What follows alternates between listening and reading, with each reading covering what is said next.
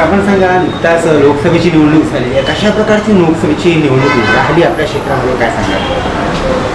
आता आमचा मतदारसंघ हा लातूर लोकसभा मतदारसंघामध्ये आणि भाजपाकडून सुधाकरराव शिंगारे हे गेल्यावर सुद्धा उमेदवार होते आणि ही लोकसभा ही मराठा आरक्षणावर जास्त झाल्यामुळे थोडासा आम्हाला फटका पडला.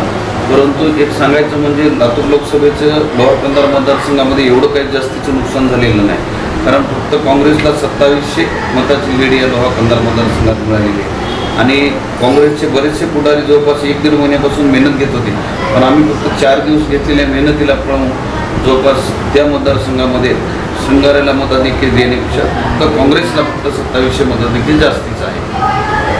काय वाटतं आपल्याला, महाविकास आघाडीला ज्या प्रकारची लीड यावेळेला मिळालेली आहे, तर आता विधानसभेची निवडणूक येत आहे, काय चलचित्र असणार आहे? काय वाटतं, महायुती जी आहे ती काय प्रबळ आपण आपल्या इथे असणार? महाविकास आघाडी ही एका संविधानाच्या विषयावर घेऊन खोटारडे आरोप घेऊन काही चुकीचे घेऊन याच्यात उतरलेली होती, परंतु महायुती ही सक्षमपणे जनतेच्या समोर फक्त विकासाच्या ह्याच्यावर निवडणूक लढवली. आता ही येणारी निवडणूक लोकसभेच्या निवडणुकीला जे काही फटका बसलेला होता, जे काही भाजपाने 400चा नारा असो, संविधानात असो, याचा फटका बसला, परंतु ह्या विधानसभेमध्ये असं काही चित्र राहणार नाही, कारण ह्या महाराष्ट्र राज्याचे लाडके आणि लोकप्रिय मुख्यमंत्री यांनी जे 2 वर्षामध्ये जे काही कामं घेतले, त्यांनी जे निर्णय घेतलेले अतिशय लोकप्रिय निर्णय चांगलेले आहेत. आपण बघत आहोत, आता काल पुन्हा सुद्धा अर्थसंकल्प या अधिवेशनात असून एक चांगले निर्णय या महायुती सरकारने घेतलेले आहेत. त्याच्यामुळं येणाऱ्या काळामध्ये ज्या विधानसभेवर आहे निश्चित भगवा फडकल्याशिवाय होणार नाही आणि परत एकदा या राज्याचे नेतृत्व शिंदे साहेबांनाच नेतृत्व करण्याचे. एकतर आपल्या जे विधानसभा क्षेत्र ही जी सीट आहे ती काँग्रेस आपल्या याचीच होती, शिवसेनेचीच होती, पण आता आपण सुद्धा आग्रही आहात करीता या निवडणुकीला. काय वाटतं आपल्याला, शिंदे साहेब ही सीट जी महायुती असल्यामुळे ही सीट जी आहे भाजपा आग्रही आहे, काय होणार, काय वाटतं? नाही, बरोबर आहे तुमचं की आज पूर्वीपासूनच जवळपास जेव्हापासून अलायन्स झालेलं आहे भाजप शिवसेनेचं, तेव्हापासून हा मतदारसंघ हा शिवसेनेचा आहे आणि हा मतदारसंघ शिवसेनेला आणि धनुष्यबाणाला मानणार आहे.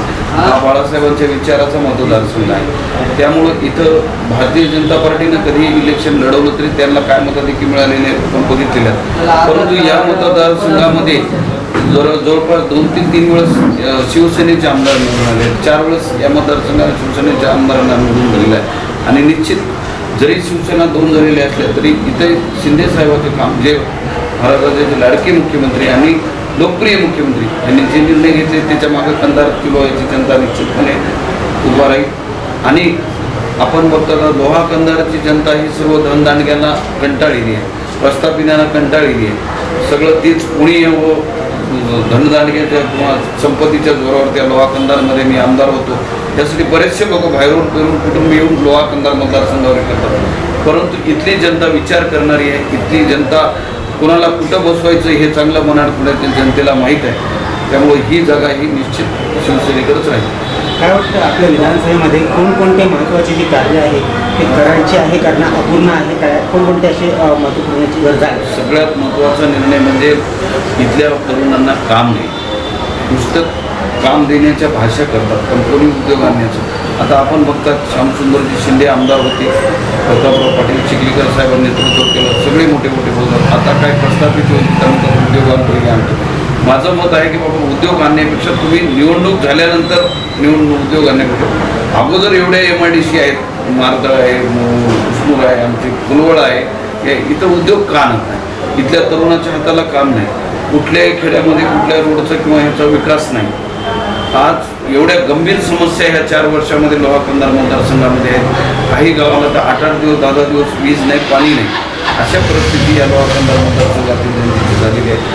आणि आता लोहा कंधारमधल्या जनतेला कळालेलं आहे की प्रस्थापितांना किंवा धनदांडग्यांना निवडून दिल्यानंतर आपली काय हाल होते, त्याच्यामुळे ही जनता यावर सर्वसामान्य कार्यकर्त्याच्या पाठीशी निश्चित उभी राहील.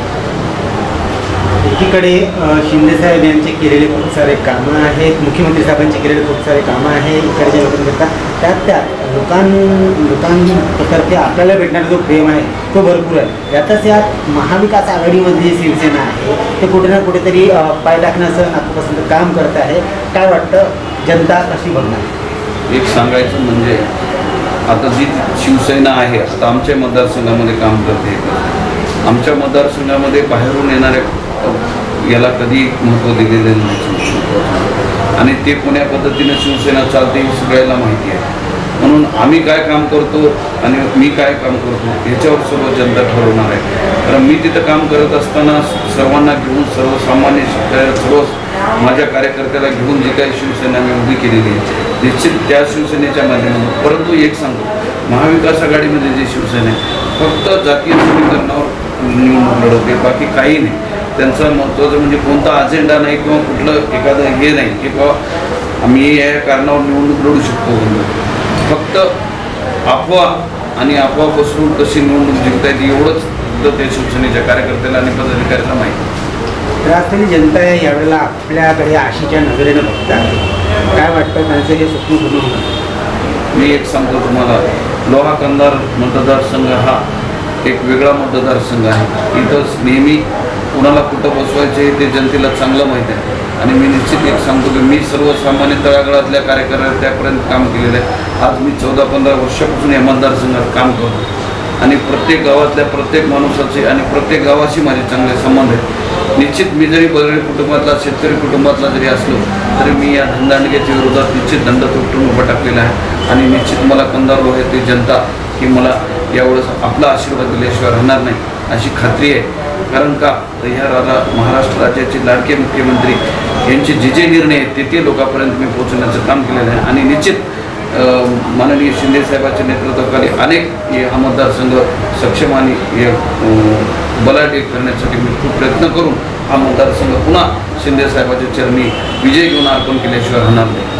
खरंच आपण मला सांगा की आम्ही आमची जी टीम आहे त्या आपल्या क्षेत्रामध्ये फिरायली लोहामध्ये येत असताना वेगवेगळ्या जागे आपले वाढदिवसाचे बॅनर वेगवेगळ्या जागे उद्याला आपला वाढदिवस आहे आणि त्याची स्फूर्तता जी आहे ते जनतेमध्ये कार्यकर्त्यांमध्ये दिसून येत आहे.